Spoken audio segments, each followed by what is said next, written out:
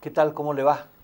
Como siempre, nuestro protector San Expedito, acompañando el programa y sabiendo que este 19 es un día más de festejo para él. En la Laguna Argüello se junta toda la gente y o hay misa o hay celebración de la palabra. Pero es impresionante la cantidad de adeptos que tiene San Expedito. Hoy vamos a compartir el programa, el capítulo de hoy, con el presidente de SAMEP, el ingeniero Leonardo Agusín. Es un hombre para nosotros interesante porque las experiencias como profesional e incluso como ser humano la trajo de otro lado. Él, el último lugar visitado o convivido fue en Estados Unidos. Decía entre los íntimos que vino a ayudarlo a Capitanich, o sea, porque el gobernador le pidió, el amigo de él, me pidió mi amigo, por eso vengo a compartir estos destinos. Y a propósito de Capitanich, director, ¿me puede mostrar la placa, por favor? Me parece que ahí está. Dice, los gobernadores del Norte Grande reclaman subsidios al transporte y la energía para aprobar el presupuesto. Mire, el 11 de diciembre último, Capitanich dejó de ser el presidente pro tempore del Norte Grande. Pero es como lo dejó en manos de Gerardo Zamora, el gobernador de Santiago del Estero. Pero es como si ejerciera una suerte de liderazgo o asesoramiento, porque ahí, por ejemplo, la foto que usted veía, esto es del portal La Política Online, es cuando llegaba al Congreso, a la Cámara de Diputados, para reunirse con Sergio Massa, Máximo Kirchner y otros gobernadores, donde le plantearon que si no hay compensación por los subsidios que se da al AMBA y a la ciudad de Buenos Aires para el Norte Grande, en el transporte y en la energía, no le iban a votar el presupuesto.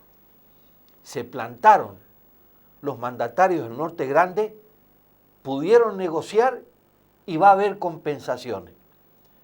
Esto, usted vio en la foto, esos eran los colegas, los periodistas acreditados en el Congreso, en la Cámara de Diputados, que vienen los gobernadores, ¿a quién lo buscan? A Jorge Capitanich.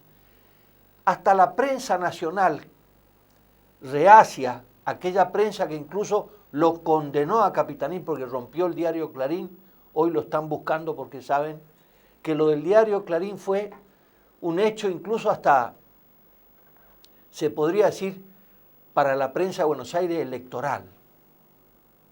Eso quedó ya en el pasado, incluso hasta el propio gobernador hizo un acto de contrición en esto. ¿Cómo le va, ingeniero? ¿Cómo está? Muy bien, la verdad que es un gusto estar con ustedes. Yo cuando vos estabas comentando, Sí. yo no me canso de contar, yo nací en Sespeña, y la verdad que yo lo que vine es, además de ayudar a alguien que me lo pidió, a honrar un poco el hecho de haber tenido una infancia buena y haber ido a las escuelas públicas y de alguna manera haber tenido oportunidad en la vida a partir de cosas que el Chaco estuvo muy presente. O sea, en el fondo, digamos, yo en ese sentido soy un agradecido a las cosas que el Chaco me dio. Y me pareció con la pandemia y con la cuestión de ver esa temporalidad que tenemos todos nosotros, o sea, donde uno dice no todo es dinero y no todo es una cuestión de crecimiento De economía, ¿no? de economía, Claro. sino que en el fondo, digamos, hay una cuestión que uno no tiene que soslayar, que es el aspecto humano. Hay que ser agradecido. Y hay que ser agradecido, y la verdad que a mí la pandemia me movilizó en términos de pensar de que a mi prójimo le vaya mejor, claro. a mí me va a ir mejor. ¿Sí? O sea, son cosas que muy simples, pero que en el fondo, digamos, tienen un contenido que donde puede haber mucho de la propia formación. Yo me considero una persona que de alguna manera con valores éticos y religiosos fuertes, pero de alguna manera yo creo que va más allá, que es una cuestión que también la pandemia como que nos dio una cachetada a todos y nos dijo, empieza un tiempo de nuevo, y yo realmente soy un convencido que a pesar de lo oscuro de este momento, o sea, nosotros vamos a emerger de esto como humanidad mejores. Yo estaba pensando cuando vos estabas diciendo esto, lo que le habrá costado a Esteban Bullrich renunciar a su banca y aceptar la cruz que le dio Dios, digamos, porque no deja de ser esto un hecho traumático. Y me parece muy interesante, Leonardo, esto que vos estás planteando, que si uno humaniza un poco más el lugar donde tiene que trabajar o donde lo pone Dios, yo creo que va a haber mejores relaciones entre los seres humanos, más allá de las grietas y más allá de que pensemos distinto. Mira, me pareció excelente el ejemplo porque era algo que estuvimos conversando con bastantes amigos, digamos, de distintas ideologías. Yo creo que es un lindo ejemplo lo que está sucediendo con el reconocimiento a alguien que es un trabajador, claro, y que de alguna manera se muestra como una persona sensible, que es el caso de Esteban Bullrich. Claro. Y por el otro lado, también el hecho que todo el Senado de la Nación le haya hecho de forma unánime, sin distinción de banderías políticas, le haya hecho de alguna manera un acompañamiento. Claro. Y el rol incluso le pidió que se quede. Claro. Y el que rol, trabaje en su casa.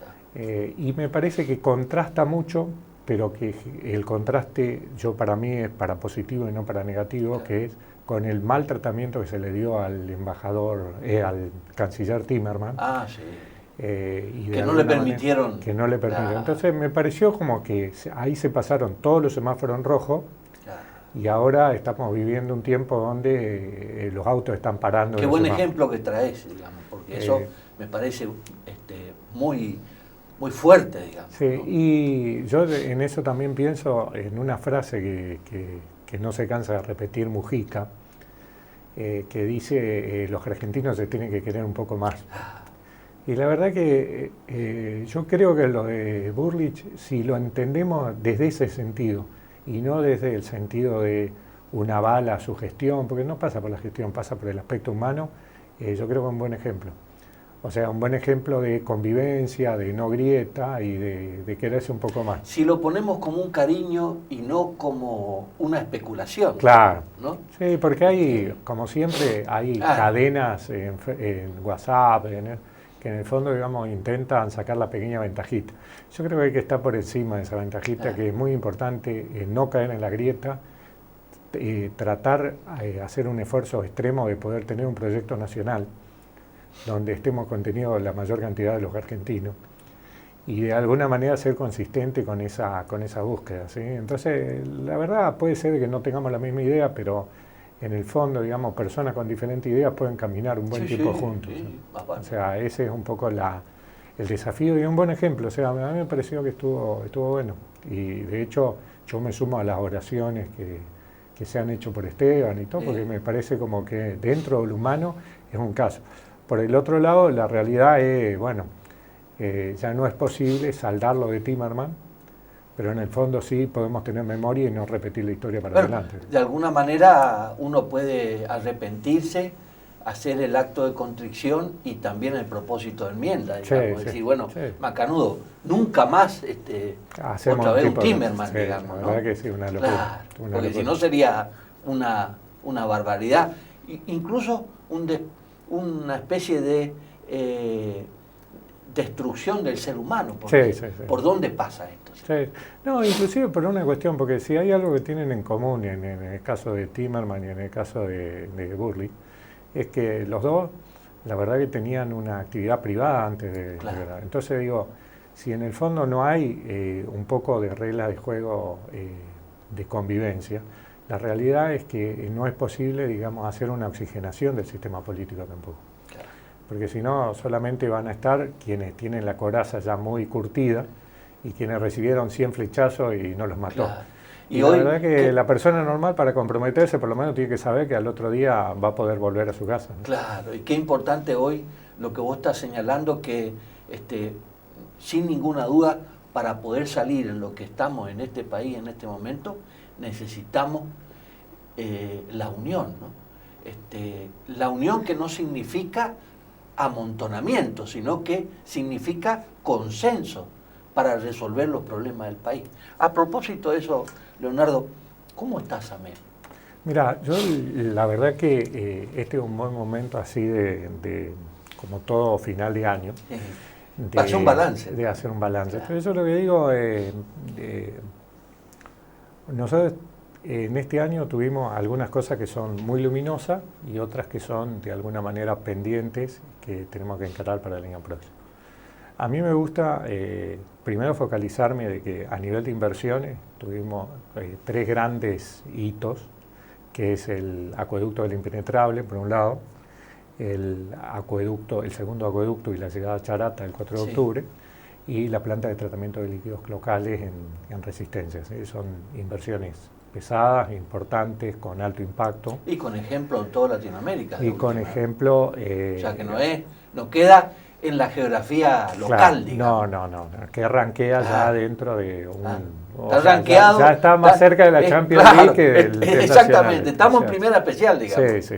Entonces, eso en cuanto a inversiones. Después, por el otro lado, yo creo que nunca se había dado tanta importancia al interior del Chaco. O sea que de alguna manera la impronta existe un Chaco fuera de la gran urbe. Y la verdad que en ese sentido no es solo las visitas a Saespeña, Villa Ángel, las distintas localidades, sino el nivel de foco que tuvimos en el servicio en esta localidad y lo que estamos viviendo hoy en el verano. Porque la verdad se vivió un momento muy difícil que fue la sequía y la cuestión de la bajante del río Paraná. Sí, sí. Y es claro que no se tuvo que codificar el agua, o no se tuvo que decirle a la población de tal hora a tal hora no hay agua. Y se dio un servicio bueno en esas condiciones. ¿No se sintió la bajante? No se sintió, y no Eso, fue un milagro, fue una cuestión de una mezcla. Vos sabés que yo creo que no hay reconocimiento por parte... Hablábamos de ingratitud, ¿no? Yo creo que por ahí la ciudad de Resistencia, los resistencianos, no son tan gratificantes, o sea, no ponen la gratitud de por medio, porque con la bajante del río Paraná, en cualquier otro lugar no hubiera habido agua. Sí, de hecho en Brasil hubo codificación de por lo menos 12 horas por día de que no se daba el servicio y un aumento muy fuerte de tarifas solamente vinculada a la bajante, no a una cuestión inflacionaria. Entonces, yo creo que en ese sentido el tema del interior fue un tema importante. Después, hay una mejora en la percepción del servicio. O sea, nosotros, por un lado, por primera vez en la historia, tenemos un 0800, como saben. El 0800 trae algunas ventajas, por ejemplo, que la llamada del reclamo es una llamada que es gratis. Claro. Con lo cual no existe esa barrera económica, no voy a llamar porque tengo que usar parte del crédito en mi celular. Y por el otro lado también en la resolución de los problemas avanzamos, ¿sí? O sea, en la cantidad de reclamos resueltos en este año es la mayor cantidad de reclamos para el año de los últimos 5. ¿Sí? Y finalmente también tuvimos en lo que es el balanceo, el lograr un balanceo financiero de esa MEP, un avance que no alcanza, pero que uno no tiene que dejar de ver, digamos, el avance de la recaudación versus la facturación. Y cuando mejora la recaudación respecto a la facturación, eso responde a 2 motivos, porque están las 2 partes que interactúan. Por un lado, SAMEP un poco mejor organizada, una empresa desorganizada en general, pero que está intentando organizarse mejor. Y por el otro lado también un usuario que también responde, porque por más que uno diga, venía a pagar, si del otro lado... Le da valor, valor al agua, digamos. Claro, yo creo que hubo incipiente todavía hubo un reconocimiento de, tanto en lo de la bajante como en lo que es la resolución de reclamo, hubo un reconocimiento vía recaudación. Correcto. O sea que de alguna manera se acercaron más gente se sintió de alguna manera con por ahí vino el reconocimiento, digamos. Para mí vino el o la gratitud, si podemos vino de decir. una manera silenciosa, pero que no está mal, claro. que es la cuestión de cumplir, porque todo el mundo... Por algo se empieza. Por algo se empieza, y además hay dos cosas que yo siempre voy a defender. Uno es la cuestión de que las personas que no están con un número de usuario son personas que no tienen derecho. O sea, el hecho de estar de alta dentro del sistema hace una diferencia muy importante en lo que es los derechos del usuario. Si uno no tiene de alta, si uno está colgado de alguna manera al servicio de agua, al servicio de cloaca o al servicio de energía eléctrica, es una persona que para ejercer los derechos tiene que recurrir a veces a un corte de ruta, a un corte de... La normalidad viene de la mano de estar dado de alta. Entonces es muy importante el tema de la alta, pero no como organización de SAMEP, sino también como usuario. Y después está la otra parte de la ecuación, que todos los derechos tienen una letra chica, que es, además tener que cumplir con algunas cosas. Y entre esas cosas que hay que cumplir es pagar la factura. Y entre esas cosas que hay que cumplir, pagar la factura a término. ¿Sí?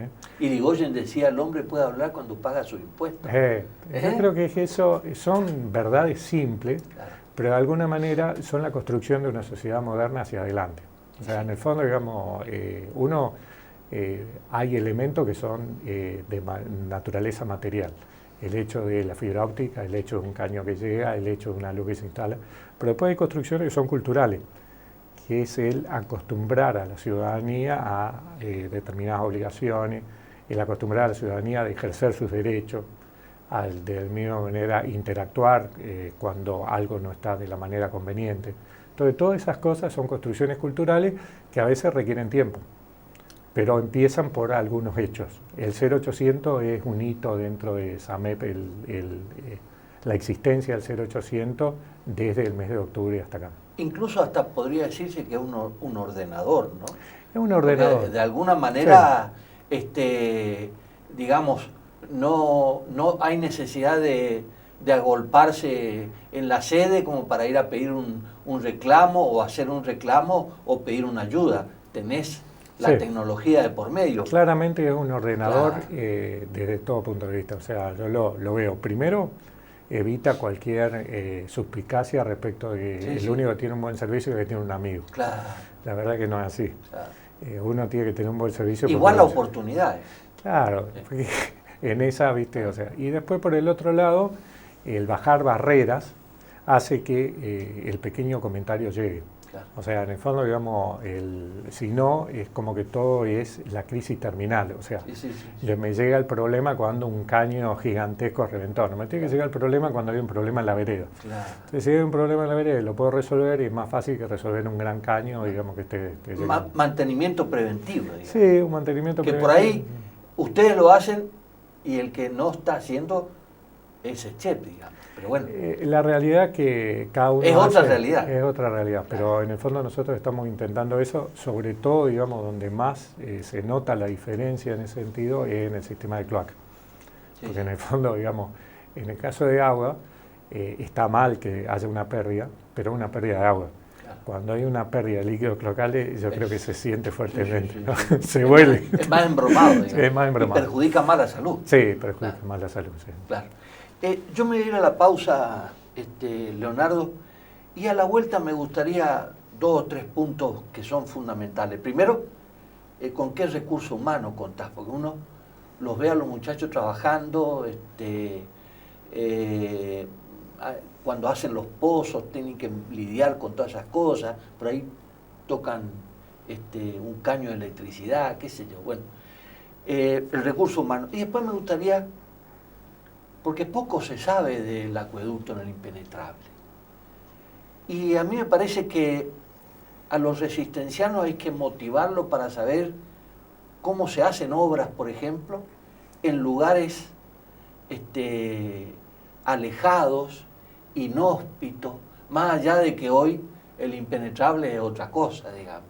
pero de alguna manera no deja de ser, de decir, bueno, tengo que llevar todo, o si hay en ese momento, en ese lugar, todas las cuestiones para resolver el tema. Director, la pausa y ya venimos con el ingeniero Leonardo Agusín.